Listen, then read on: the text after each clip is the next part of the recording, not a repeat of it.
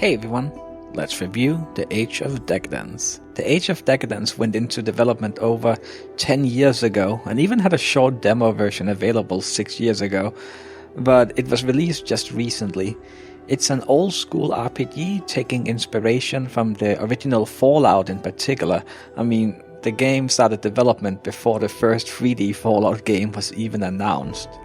The setting is very different from the one of Fallout, but it's hard to describe since it's quite multifaceted. It gives off a lot of vibes reminiscent of ancient Rome, but the more you play, the more different cultural influences you'll see. Combat is turn and grid based with action points, and it can be extremely challenging until you get the hang of it.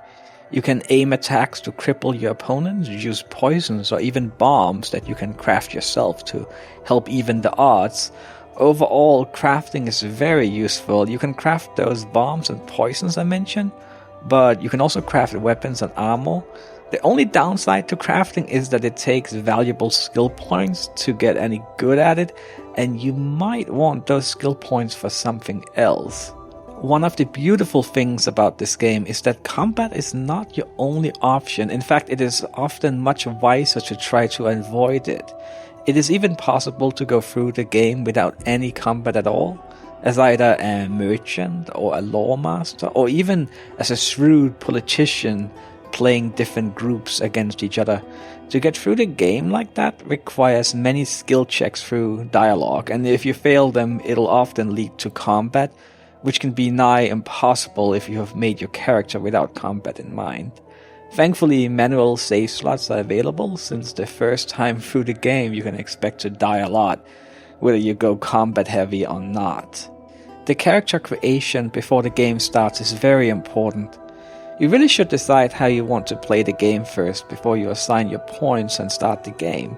You get to choose a background for your class, which might seem like picking a class, but it doesn't actually change your abilities or strengths. Instead, it changes your background just like it says.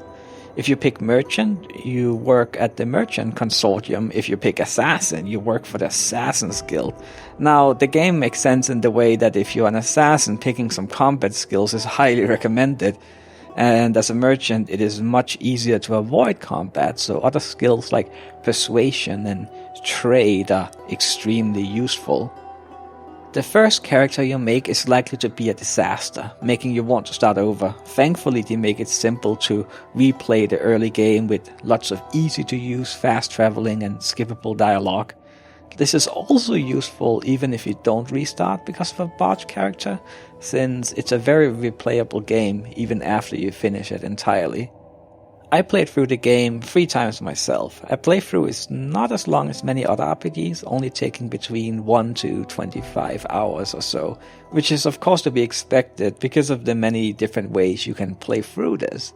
The really fast playthroughs of 1 hour are hard to really consider playthroughs though, since that is only if you go completely off the expected path, but it's interesting that those endings even exist. Most playthroughs will be well over 10 hours. Never has any game given me this level of freedom to overcome obstacles. It's not only that you can solve problems in different ways. The second time I played through the game, I was surprised to find that I was encountering many different quests because of my different background and abilities. I was interacting with people that I didn't even encounter in my first playthrough, who were now very important characters. This game is not going for mass appeal. It is very clearly targeting a niche audience. Most people will simply not like this game because of how text-heavy and unforgiving it can be. If, however, you like RPGs from the 90s with that top-down view, pages of text and slow combat and lots of possibilities, then this game is for you. I happen to fit that crowd, and I love the game. Thanks for watching, everyone. I'll see you next time. Bye bye.